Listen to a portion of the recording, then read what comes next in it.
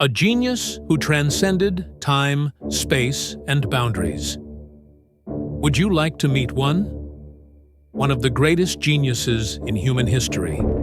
A mind in which science and art merged into a single body, whose horizon of thought stretched far beyond his age.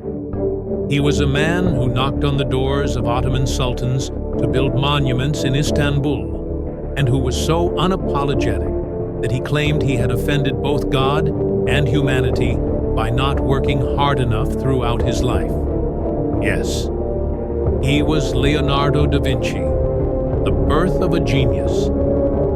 Leonardo was born on April 15, 1452, in the town of Vinci, Italy. His father was a noble notary, while his mother was a servant from the lower social class. Because of this, Leonardo was considered illegitimate, and, under the laws of the time, was not allowed to attend formal school. Yet fate had drawn a different path for him. The person who loved him most was his uncle, a man known for his unconventional character. He was the first to teach Leonardo to question nature and to look at the world with curiosity. It was during these early years that the foundations of scientific thinking were quietly laid. When Leonardo's father noticed his extraordinary talent for drawing, he placed him as an apprentice under the famous Florentine master Verrocchio. It was in this workshop that an event occurred which would change the course of art history. The apprentice who surpassed the master Verrocchio received a commission for a painting depicting the baptism of Jesus Christ. Leonardo was assigned to paint the angel figures in the work. When the painting was completed, everyone spoke of the same thing. The most striking, most lifelike part of the artwork was the angels painted by Leonardo. According to legend, Verrocchio said, "I will never pick up a brush again." Because the apprentice had surpassed the master. Leonardo was still very young, yet his name had already spread throughout Italy. A mind that could not be contained in a single discipline.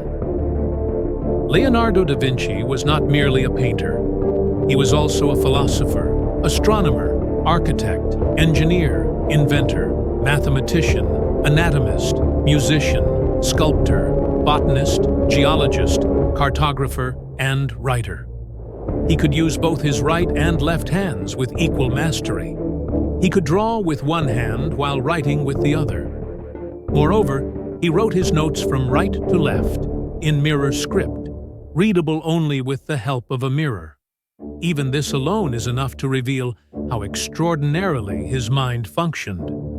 Respect for nature and all living beings. Leonardo believed that all living creatures had a right to life. For this reason, he was a vegetarian. At a time when everyone wore leather and fur, he chose to dress in linen. Whenever he saw an animal in a cage, he would buy it and set it free. Yet the subject that fascinated him most was the human body. Anatomy and prohibitions. At night, Leonardo would secretly examine human corpses. His drawings of internal organs are still admired today and are considered among the foundations of modern medicine.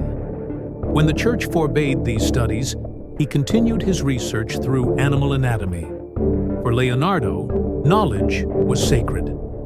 Anything that did not pass through experience could not be considered true knowledge. Sexuality, solitude, and Freud. Leonardo never married. He had no known romantic relationships with women. Although he was once accused of being homosexual, no evidence was ever found to support these claims. Some of his statements about reproduction and sexuality were later analyzed by Sigmund Freud, who suggested that Leonardo experienced emotional and sexual coldness. Yet one thing was certain: Leonardo's true passion was knowledge. Inventions 500 years ahead of his time. Some ideas that emerged from Leonardo da Vinci's drawings include the helicopter, the parachute, diving equipment, the armored tank, the submarine, early automobile designs, the ball bearing system, mechanical robots. solar-powered mechanisms. He was obsessed with flight. He spent hours observing the movements of birds, drawing inspiration from the structure of their wings, cities, bridges, and the Ottoman Empire. Leonardo understood that epidemics were caused by poor hygiene. For this reason, he designed cleaner and more organized cities.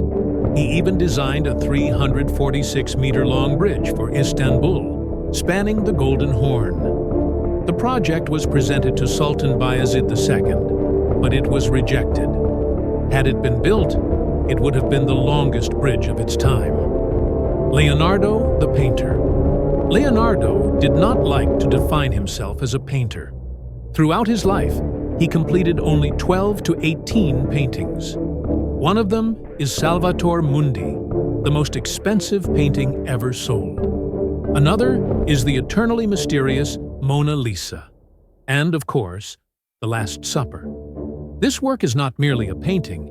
It is a profound psychological scene told through colors, gazes, and gestures.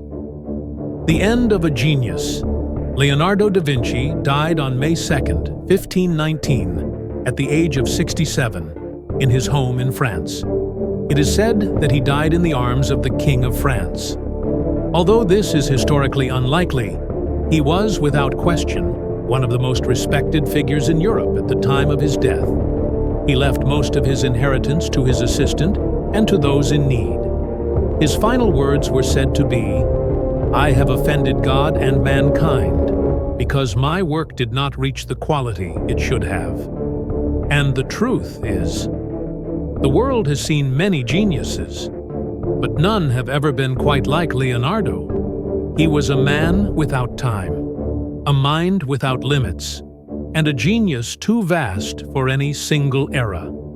Leonardo da Vinci.